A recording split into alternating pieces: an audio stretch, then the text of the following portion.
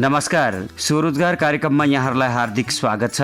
यो कार्यक्रम रेडियो नेपालको मिडियम वेभका फ्रिक्वेन्सीहरूका साथै एफएम ब्यान्ड 98, 100 र 103 मेगाहर्जका साथै अनलाइन रेडियो नेपाल.gov.np मा र रेडियो नेपालको मोबाइल एपमा हरेक बुधबार बेलुकी यसै बेला सुन्न सक्नुहुनेछ। साप्ताहिक रूपमा रेडियो नेपालबाट प्रसारण हुने स्वरोजगार कार्यक्रममा व्यावसायिक रूपमा कृषि पेशामा लागेका युवा, लघु घरेलु तथा साना उद्योग सञ्चालन गरेका उद्यमी युवा र स्वरोजगारमा लागेका अन्य युवा व्यवसायीहरूसँग नियमित कुराकानी गर्दै आएका छौँ। युवाहरूले सञ्चालन गरेका व्यवसायका बारेमा बढी भन्दा बढी सूचनाहरू प्रवाह गर्न, युवाहरूलाई स्वदेशमै साना व्यवसाय सञ्चालन गरी स्वरोजगारमा लाग्न, उद्यमी बन्न सहयोग पुगोस् भन्ने उद्देश्यका साथ यो कार्यक्रम सञ्चालन गरिएको हो।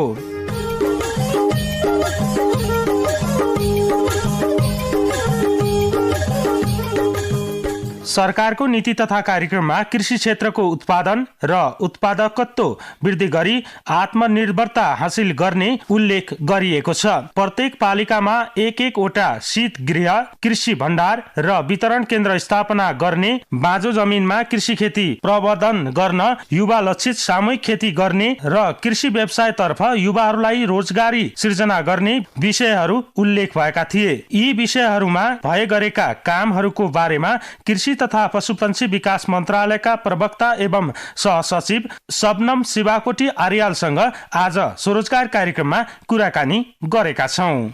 यो नेपाल सरकारले नीति तथा कार्यक्रममा कृषिका विषयहरू उठान गरेको थियो है। यो विषयहरूलाई चाहिँ मन्त्रालयले कसरी सम्बोधन गरिरहेछ? अब यस्तो छ, कृषिको जुन नीति कार्यक्रममा आएका विषयहरू, कतिपय कार्यक्रमहरू चाहिँ हाम्रो विगतदेखि गर्दै आएका कार्यक्रमहरूको पनि प्राथमिकतामा परेका छन्। तिनलाई हामीले विगतदेखि नै निरन्तर रूपबाट सञ्चालन गर्दै पनि आएका छौँ र केही चाहिँ नयाँ कार्यक्रमहरूमा पनि जाने किसिमले र अहिलेको यो करेन्ट समय सापेक्ष जुन देखिएको छ अहिले हाम्रो, जस्तो बढ्दो आयात देखिएको छ, अब यो पशुजन्य अथवा कृषिहरूमा पनि जुन रोग किराहरूको प्रकोपहरू बढ्दो छ, यो विभिन्न कुराहरूलाई सम्बोधन गर्ने भनेर चाहिँ हाम्रो नीति कार्यक्रमले उल्लेखित गरेका विषयहरूसँग सम्बन्धित रहेर हामीले कार्यक्रमहरू तर्जुमा गर्छौँ र त्यही अनुसार चाहिँ इम्प्लिमेन्टेसन गरिरहेका छौँ। नीति तथा कार्यक्रममा चाहिँ जस्तो हरेक गाउँपालिकामा एकवटा यो शीत भण्डार होइन, त्यस पछाडि यो कृषि भण्डार र वितरण केन्द्र स्थापना गर्ने कुराहरू उठेका थिए। मन्त्रालयले यसलाई कसरी सम्बोधन गरिरहेछ? तीनवटै सरकारबाट त्यो कार्यक्रम सञ्चालन गरिने भन्ने हुन्। त्यसैले अब त्यो हरेक पालिकामा शीतघरहरू सञ्चालन गर्ने भन्ने कुरा चाहिँ हाम्रो केन्द्रीय निकायबाट भनौँ न, सङ्घीय मन्त्रालय मातहतबाट चाहिँ त्यो खालको कार्यक्रम गएको छैन। त्यसमा स्थानीय तहहरूले पनि आफ्नो बजेटहरू राख्नु भएको होला। तर त्यसो भन्दै गर्दाखेरि फेरि यो उत्पादनलाई संरक्षण गर्न पनि होइन, त्यसको सेल्फ लाइफ बढाउन पनि जुन शीत भण्डारणहरूमा लगानीहरू गर्नुपर्छ, त्यसको लागि चाहिँ मन्त्रालय मातहतबाट भएका आयोजनाहरू मार्फत विगतमा पनि र अहिले पनि त्यसबाट निर्माण चाहिँ गरिरहेको छ एउटा कुरा। अनि अर्को, वितरण केन्द्रहरूको हकमा पनि वास्तवमा धेरै कुराहरू चाहिँ अहिले प्रदेश र स्थानीय तहको कार्यक्षेत्रभित्र अधिकारभित्र पर्ने हुनाले हामी चाहिँ अलि बढी नीतिमा केन्द्रित भएका छौँ। राष्ट्रिय प्राथमिकताका कार्यक्रमहरूलाई चाहिँ हामीले सङ्घीय सशर्त मार्फत प्रदेश तथा स्थानीय तहमा पनि कार्यक्रमहरू गएको छौँ।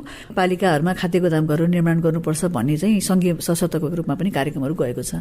हजुर, अहिले पनि अब यो समाचारहरू हामीले सुनिरहेछौँ होइन, जस्तो अहिले सुन्तला उत्पादन भइरहेछ, शीत भण्डारमा राख्ने व्यवस्था नभएर त्यो किसानहरूले चाहिँ घाटा बेहोर्नुपर्ने कुराहरू नि उठिरहेछ नि। यी विषयहरूलाई मन्त्रालयले सम्बोधन गर्न सक्छ कि सक्दैन? अब यस्तो छ, सुन्तलाले मूल्य नपाएको अवस्था होइन, योपालि फलाइ पनि राम्रो थियो, मूल्य पनि किसानहरूले पाउनु भएको हो। तर पनि जति उत्पादन भएको छ त्यसलाई चाहिँ शीत भण्डारणमा राखेर केही महिना, 2 महिना, 3 महिनासम्म होल्ड गर्न सकेर बिक्री गर्यो भने पक्कै किसानहरूलाई नाफा हुन्छ। त्यो कारणले गर्दा पनि हामीले ठुला भण्डारण गृहहरू पनि र साना साना कोल्ड रुम फेसिलिटीहरू पनि विगतमादेखि हामीले प्रबन्धन गर्दै आएको छौँ। र अहिले एउटा समस्या चाहिँ के देखिया छ भने, त्यस्ता शीत भण्डारण घरहरूमा चाहिँ जसरी उत्पादनहरू ल्याएर राखिन्छ त्यो चाहिँ सही तरिकाले त्यसको हार्भेस्ट भएर आएन भने, प्रविधि सहयोग प्रयोग गरेर आइपुगेन भने चाहिँ शीत भण्डारमा राख्दा पनि क्षति भएको देखिन्छ। भनेपछि शीत भण्डारण गृह चाहिँ हाम्रो एउटा खालि पूर्वाधार मात्र नभएर त्यसभित्र प्रविधि पनि जोडिएको हुन्छ र कहिलेकाहीँ त्यो प्रविधिको ज्ञान नपुग्दाखेरि चाहिँ त्यहाँ राखेका सामग्रीहरू पनि बिग्रेर अलिक फरक खालको प्रतिक्रिया पनि आउने गरेको छ। तर हामीले चाहिँ पूर्वाधारमा पनि जोड दिनुपर्छ एउटा पक्कै पनि। तर अर्को चाहिँ फेरि ती पूर्वाधारहरू जति बनेका छन् तिनीहरू कसरी परिचालित भएको छन् त्यो हेरेर पनि जानुपर्छ। अब हुन त प्रत्येक पालिकामा एउटा शीतघर राख्ने भन्ने छ, सैद्धान्तिक रूपमा त यो ठिकै पनि होला। तर त्यसरी निर्माण गर्दाखेरि चाहिँ हामीले त्यहाँको आवश्यकता के हो, कुन बाली प्राथमिकता हो, कुन बालीलाई केन्द्रित गरेर हामी शीतघर निर्माणहरू गर्दैछौँ, कत्रो क्षमताको चाहिने हो, त्यस्ता कुराहरू विश्लेषण नगरिकन पूर्वाधार मात्र बनाउँदाखेरि चाहिँ ती पूर्वाधारहरू पछि फेरि नचलेर बसेका अवस्था पनि छन्। त्यसैले त्यस्ता कार्यक्रममा पालिका बोर्डको पनि पक्कै लगानी हुन्छ, पालिकाले पनि लगानी गरेको हुन्छ। तर ठुला खालका अलि पालिका अथवा प्रदेशले गर्न नसकिने ठुला क्यापासिटीका क्षमताका संरचनाहरूलाई चाहिँ हाम्रो सङ्घीय सरकारबाट पनि समन्वय सहयोग चाहिँ पहिला हुँदै आएको थियो। तर अहिले चाहिँ हामीले बनेकाहरूलाई पनि कसरी बढीभन्दा बढी चलाउन सकिन्छ त्यसको थ्रु आउट द इयर वर्षभरि चलाउन सक्ने किसिमले प्लानिङ गर्ने, त्यसलाई चाहिँ त्यो खालका उत्पादनहरू हाम्रो, किनभने हाम्रो उद्देश्य भनेको त अन्य देशको तरकारी फलफुल ल्याएर त्यो शीत भण्डारमा राखौँ भन्ने उद्देश्यले ती बनाएका होइनन्। हाम्रै उत्पादनलाई चाहिँ त्यसले प्रवर्धन गर्नुपर्छ भनेर हो। त्यसैले उत्पादनसँग जोड्नुपर्ने काम पनि बाँकी छ अहिले त्यो चाहिँ। हजुर, जस्तो बाँझो जमिनमा कृषि खेती प्रवर्धन गर्न युवा लक्षी सामूहिक खेतीको विषयमा पनि कुरा उठेको थियो, यसलाई चाहिँ के गर्दैछ? अब बाँझो खेतीको चाहिँ हामीले कार्यविधिहरू एउटा बनाइरहेका छौँ होइन, बनाएर हामीले सहमतिको लागि भनेर अर्थ मन्त्रालयमा पठाएको छौँ। र सँगसँगै मेरो जानकारीमा भएअनुसार चाहिँ राष्ट्रिय योजना आयोगको पनि त्यहाँको सायद सदस्यको संयोजकत्वमा एउटा समिति बनाएको छ र हाम्रो मन्त्रालयको पनि एकजना सहसचिव चाहिँ त्यसमा प्रतिनिधित्व गर्नुभएको छ। त्यसले चाहिँ समग्र यो बाँझो खेतीका विविध पक्षसँग भनौँ न, त्यसको अब खण्डीकरणसँग जोडिएर बाँझो रहने कुराहरूसँग जोडिएर ती धेरै विषयसँग जोडेर उहाँहरूले एउटा बृहत एउटा प्रतिवेदन पनि उहाँहरूले बनाउने किसिमले काम गरिराख्नु भएको छ भन्ने बुझाएको छौँ। हामीले हाम्रो कार्यविधिमा चाहिँ त्यो बाँझो जग्गालाई कसरी सञ्चालनमा ल्याउन सकिन्छ भनेर प्रधानमन्त्री कृषि आधुनिकीकरण जुन परियोजना छ त्यो मार्फत चाहिँ सञ्चालन गर्ने किसिमले कार्यविधि तयार गरेर स्वीकृतिको लागि भनेर पठाएको छौँ। त्यो चाहिँ स्वीकृति भएर आइसकेको अवस्था छैन। तर यति भन्दै गर्दाखेरि प्रदेशहरूले, स्थानीय तहले पनि बाँझो जमिनलाई खेतीमा ल्याउनको लागि भनेर थुप्रै प्रवर्तनात्मक कार्यक्रमहरू चाहिँ गर्नुभएको छ होइन। त्यसमा खनजोतका लागि इन्सेन्टिभहरू दिने कुराहरू, त्यो कार्यक्रमहरू गर्नुभएको छ। तर त्यो भनिराख्दाखेरि अब किन बाँझो रह्यो भन्ने चाहिँ विश्लेषण गर्न जरुरी देखिन्छ कि, किनभने अहिले हामीले हेर्दाखेरि एउटा पछिल्लो अहिले पनि धेरै मिडियामा पनि आएको विषय भनेको बाँदरको समस्या अथवा अन्य जङ्गली जनावरको समस्याले गर्दाखेरि पनि मान्छेले खेती गर्न छोड्नुभयो। किनभने अब उत्पादन गर्यो त्यो थ्रेड रहँदासम्म चाहिँ भनेर कतिजनाले खेती गर्नेले पनि त्यो समस्याले गर्दाखेरि बाँझो छोड्नु भएको छ। अब कतिपय अवस्थामा सिँचाइहरू नभएपछि अथवा पहिला भएका कुलो अथवा मुहानहरू सुकेको कारणले गर्दा पनि छोड्नु भएको छ। अब हाम्रो जुन माइग्रेसन बाहिर जाने ट्रेन्डले गर्दाखेरि होइन, जनशक्ति पारिवारिक जनशक्ति नभएको कारणले गर्दा पनि, श्रम उपलब्ध नभएको कारणले छोड्नु भएको छ भने चाहिँ त्यो विविध पक्षहरू पनि चाहिँ केलाउन जरुरी हुन्छ। अनि त्यसपछि त्यही भएर जुन योजना आयोगबाट भइरहेको अध्ययन छ मैले बुझेसम्म चाहिँ त्यसले यी विविध पक्षहरूलाई बाँझो रहनको कारणहरू केसँग जोडिया छन्। अब भूमि यो खण्डीकरण हुँदै जाँदाखेरि उत्पादन लागत बढ्न जाने होइन, नाफामूलक भएन कृषि, त्यसले गर्दा नाफामूलक नभएपछि पनि त मान्छे अन्यत्र पेसातिर चाहिँ पलायन हुन्छ। ती विविध कारणहरूलाई विश्लेषण गरेर चाहिँ एउटा ठोस रूपबाट प्रस्ताव पनि आउला त्यहाँ उहाँबाट। र अहिले चाहिँ हाम्रो यो कार्यविधि स्वीकृत भएर आयो भने चाहिँ हामीले त्यो कार्यविधि अनुसार चाहिँ कार्यक्रम सञ्चालन गर्नेछौँ। युवाहरूलाई रोजगारीसँग जोड्नका लागि मन्त्रालयले त्यस्तो कुनै कार्यक्रमहरू सञ्चालन गरेका छ? अब अहिले पछिल्लो समयमा युवा लक्षितै भनेर छुट्टै कार्यक्रम भनेर त त्यसरी छैन। तर जति पनि हाम्रा यो आयोजनाहरूबाट सञ्चालित भएका कार्यक्रमहरू छन् होइन, त्यसले चाहिँ उद्यमशीलता बढाउने खालका कार्यक्रमहरू प्रवर्धन गरिराखेका छ। र त्यसमा चाहिँ नि हामीले युवा वर्गलाई चाहिँ त्यसमा आवेदन गर्न भनेर इन्करेज पनि गर्छौँ। र यो वर्ष नीति कार्यक्रममै आएको जुन एउटा कृषि उद्यमशीलता कार्यक्रम भनेर थियो, त्यो कृषि उद्यमशीलता कार्यक्रम सञ्चालन गर्न पनि हामीले प्रधानमन्त्री कृषि आधुनिकीकरण परियोजना मार्फत सञ्चालन गर्ने किसिमले कार्यविधि चाहिँ पठाएका थियौँ सहमतिको लागि भनेर। त्यो चाहिँ सहमति भएर आएको भन्ने बुझाएको छौँ। अब त्यो अनुसार चाहिँ हामीले कार्यक्रम इम्प्लिमेन्ट गर्छौँ। के बुझ्नुपर्छ भने अबका युवाहरू चाहिँ पहिला जस्तो हाम्रा पुर्खाले जसरी हातगोडा लगाएर खेती गर्नेमा छैनन्। नयाँ प्रविधिहरू आइसक्यो, नयाँ कमोडिटीहरूमा पनि जानुभएको छ उहाँहरू, नयाँ नयाँ बालीहरू होइन। अब धान गहुँ मकै बाहेकका पनि अन्य बालीहरूमा उहाँहरू सिफ्ट हुँदै हुनुहुन्छ। त्यो अर्को चाहिँ उहाँलाई मेकानाइजेसनमा सपोर्ट गर्ने किसिमले गएको छ। अलि यान्त्रिकरणमा भयो भने चाहिँ उहाँहरू आकर्षित हुनुहुन्छ भन्ने लागेर एउटा त्यो पनि छ। र अरू हामीले प्रविधिहरू पनि प्रविधि मैत्री हुने किसिमले, जस्तो अहिले अब डिजिटल जमाना आइसकेको छ होइन, र युवा पुस्ताहरू चाहिँ त्यतापट्टि अलिक बढी आकर्षित पनि भएको हुनाले डिजिटल माध्यमको प्रयोग गरेर अलि इनोभेटिभ नव प्रवर्तन खालका कार्यक्रमहरूलाई प्रवर्धन गरेर चाहिँ उहाँलाई त्यसमा आकर्षित गर्ने किसिमले चाहिँ गएको छौँ। क्रमशः युवाहरू जोडिँदै पनि हुनुहुन्छ कृषिमा। जो विदेशबाट फर्किनु भएको छ नि, उहाँहरूले कृषि व्यवसाय गरेको कुराहरू पनि आइरहेछ, गरि पनि रहनु भएको छ। उहाँहरूले उत्पादन गरेका उपजहरूको चाहिँ खपत नहुने, त्यसले बजार नपाउने भन्ने गुनासोहरू पनि आइरहेछ। र अनि कतिपय अब कृषकहरूले पशुपालन गर्नुभएको छ, दुध उत्पादन गर्नुभएको छ, दुधले बजार नपाएको, तरकारीले बजार नपाएको कुरा उठिरहेको छ। यसमा के भन्नुहुन्छ यहाँ? अब त्यो केही हदसम्म साँचो पनि हो होइन। यहाँले भने जस्तो अब युवाले अथवा किसानले भनौँ न, जसले पनि उत्पादन गर्नुहुन्छ, अब मूल्य नपाउँदासम्म, बजार नपाएपछि त उहाँहरूलाई मेन इन्सेन्टिभ भनेको त्यही हो। अल्टिमेटली त बजारमा पैसा पाउनु पर्यो होइन, आफूले गरेको मेहनत अनुसारको। त्यो कारणले गर्दा अब अहिले बजारको संयन्त्र हेर्ने हो भने हामीले पनि अहिले सङ्घीय निकायको हिसाबमा अलिक क्लोजली हेरिरहेका छौँ। अब के देख्यो भने हाम्रो थुप्रै बजारहरू छन्, स्थानीय तहले पनि धेरै बजारहरू निर्माण गरेका छन्, प्रदेश सरकारले गरेको छ। अनि अहिले चाहिँ हेर्ने हो भने देशभरिका 11वटा सङ्घीय बजारहरू चाहिँ हामी मातहत छन्, तिनलाई हामी नियमन गर्छौँ। त्यसैले ती बजारमा के वस्तुहरू आइरहेका छन्, त्यसको मूल्यहरूको अवस्था के छ, त्यो बजारमा डिमान्ड सप्लाईको अवस्था के छ, वर्षभरिको ट्रेन्ड हेर्दाखेरि चाहिँ के हदसम्म हामीले त्यसको विश्लेषण चाहिँ गर्न सक्छौँ। तर अन्य बजारहरू चाहिँ अब आफ्नो आफ्नो किसिमले छन्, त्यसमाथि फेरि निजी बजारहरू पनि थुप्रै आछन् होइन। अब त्यो कारणले गर्दाखेरि हाम्रो बजारमा चाहिँ कति ट्रान्ज्याक्सन भइरहेछ, कहाँबाट कमोडिटीहरू आइरहेछ, कुन किसिमका छन्, कुन सिजनमा चाहिँ त्यसका थपगढ मूल्यका त्यस्ता विषयहरू हामीलाई जानकारी अहिले हुँदैन, एउटा समस्या देखेको। अनि अर्को चाहिँ अब कार्यक्रमकै हिसाबले पनि, जस्तो अब सबै सरकारले आफ्नो आफ्नो हिसाबले कार्यक्रमहरू तर्जुमा गर्नुहुन्छ, उहाँहरूको प्राथमिकता अनुसारै गर्नुहुन्छ। अब त्यो प्राथमिकता गर्दाखेरि चाहिँ कुन बालीमा प्राथमिकता दिइरहेको छ त, कुन पालिकाले भन्ने जानकारी हामीलाई हुँदैन होइन। त्यो हुँदाखेरि हाम्रो आयातको हामीलाई एउटा चुनौती त छँदैछ, सस्तोमा बाहिरबाट आयात हुने छँदैछ। अनि अर्को चाहिँ कुन सिजनमा कुन प्रोडक्सनको डिमान्ड चाहिँ नि कति हुन्छ भन्ने कुरा जानकारी भएर त्यो अनुसार चाहिँ हामीले जुन प्रोडक्सन प्लानिङ गरेर चाहिँ उत्पादन गर्नुपर्ने हो, त्यो अनफोर्चुनेटली हुन सकेको छैन। त्यसैले अब कुनै वर्ष उदाहरणको लागि हाम्रो गोलबेडाको मूल्य राम्रो यो वर्ष किसानहरूले पाउनुभयो भने अर्को वर्ष सबैले गोलबेडा लगाएपछि त आउँदो वर्षलाई त्यसको डिमान्डलाई त असर परिहाल्छ होइन। सप्लाई बढी भएपछि मूल्य घट्ने अवस्था, त्यो चाहिँ बजारको अब सैद्धान्तिक पक्ष नै भयो।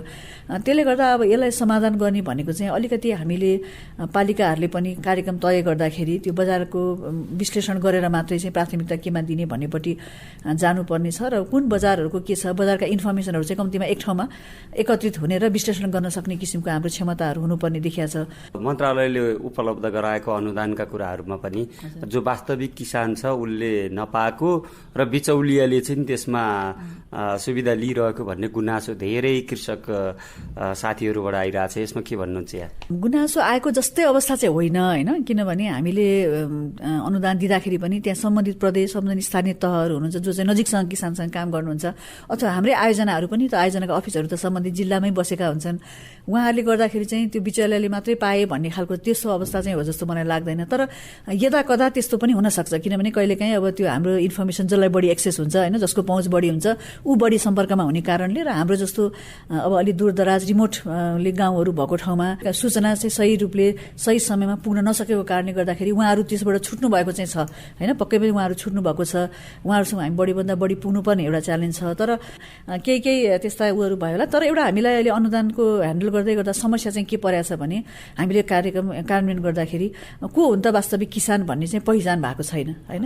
कसलाई किसान भने, तपाईँ पनि अलिअलि खेती गर्नुहुन्छ, म पनि अलिअलि खेती होला मेरो घरमा। अब तर मान्छेले कसरी किसानलाई परिभाषित गर्ने, को चाहिँ हो त अनुदान, हामीले अनुदान दिने भनेको चाहिँ वास्तविक किसानले जसले चाहिँ अनुदान नपाउँदाखेरि उसलाई त्यो कृषि व्यवसाय धान्नै गाह्रो हुन्छ। किनकि हामी कहाँ मात्र होइन, अन्यत्र मुलुकमा पनि अनुदान नहुँदाखेरि चाहिँ कृषि चाहिँ नाफा नहुँदै गएको र बिस्तारै मान्छेले कृषिबाट पलायन हुँदै गएको कारणले गर्दा अन्य व्यवसाय जस्तो चाहिँ यसमा छिटो र एकदम धेरै मुनाफा हुने अवस्था छैन।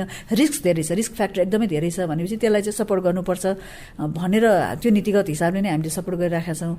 तर हामी कहाँ चाहिँ को हो त वास्तविक किसान भन्ने पहिचान नभएको कारणले गर्दाखेरि त्यो चाहिँ अलिकति हामीले हेर्नुपर्ने छ। तर त्यसको लागि पनि हामीले चाहिँ एउटा किसान सूचीकरणको एउटा कार्यक्रम लिएर आएर त्यसमा चाहिँ सबै पालिकालाई सङ्घीय सरकारबाट नै केही बजेटहरू गएर उहाँलाई तपाईँको जिल्लामा अथवा तपाईँको पालिकामा भएका किसानलाई चाहिँ त्यो सिस्टममा जोडिदिनुहोस् भनेका छौँ। र अहिले हामीसँग करिब 15 लाख चान्चुन जति किसानहरू चाहिँ त्यो सिस्टममा जोडिसक्नु भएको छ। त्यसैले अब त्यसलाई अलिक व्यापक रूपमा हामीले अर्को 1-1.5 वर्षभित्रमा त्यो सिस्टममा एन्ट्री गर्न सक्यौँ। अधिकांश भनौँ न, हामीले भनेको कृषक परिवार जति हुनुहुन्छ त्यसका अधिकांश परिवार चाहिँ त्यहाँ जोडिन सक्नुभयो भने चाहिँ अनि हामीले परिचय पत्र दिएर चाहिँ बल्ल कुनै पनि अनुदान पाउने किसान अथवा जो व्यक्तिले पाउनुहुन्छ उहाँको परिचय पत्र हेरेपछि त्यो परिचय पत्र नम्बरको आधारमा हामीले त्यो के हो त, त्यो मान्छे किसान हो कि होइन भन्ने कुरा भेरिफाई गरेर दिन सक्ने अवस्था आउँछ। त्यो हामीले धेरै पहिला गर्नु पर्थ्यो, तर अब हामीले पनि लर्निङ भइरहेको छ र अब क्रमशः सुधार हुँदै जान्छ भन्ने अपेक्षा गरौँ। हजुर, हामी अन्तमा छौँ म्याडम। अब केही छ मन्त्रालयले अहिले यो कृषक उद्यमीहरूलाई सञ्चालन गरेका त्यस्ता नयाँ कार्यक्रमहरू?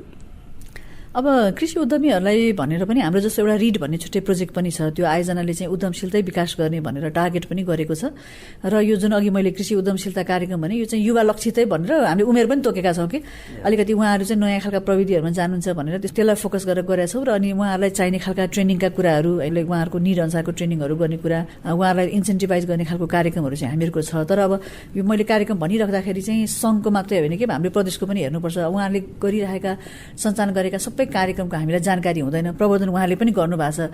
किनभने सङ्घीय मन्त्रालयले सोझै गर्ने भन्दा नि हामीले त नीतिगत व्यवस्था गरेर त्यो मार्फत चाहिँ सञ्चालन गर्ने हिसाबले मन्त्रालय चाहिँ त्यो भूमिकामा अलि बढी छ र हाम्रो यो कार्यविधिहरू सञ्चालन भएर आयो भने चाहिँ हामीलाई फेरि हामीले सोझै कार्यक्रम सञ्चालन गर्न पनि अप्ठ्यारो छ। हाम्रो तल निकायहरू छैन, त्यसैले जुन हाम्रो आयोजनाहरू सञ्चालित छन् सङ्घीय आयोजनाहरू कम्तीमा ती आयोजनाहरूबाट सुरु गरौँ र त्यसको लर्निङ राम्रो भयो भने चाहिँ भोलि हामीले सङ्घीय सशक्तबाट पनि यस्ता कार्यक्रमहरू प्रदेश स्थानीय तहबाट गर्न सक्ने किसिमले पठाउन सक्छौँ भनेर त्यसरी चाहिँ मन्त्रालयले अघि बढिरहेको छ। अहिले भर्खरै सुन्नुभयो कृषि क्षेत्रमा युवाहरूको सहभागिताका लागि सरकारको नीति तथा कार्यक्रममा उल्लेख भएका विषयहरूका बारेमा कृषि तथा पशुपन्छी विकास मन्त्रालयका प्रवक्ता एवं सहसचिव शबनम शिवाकोटी अरियालसँग गरिएको कुराकानी।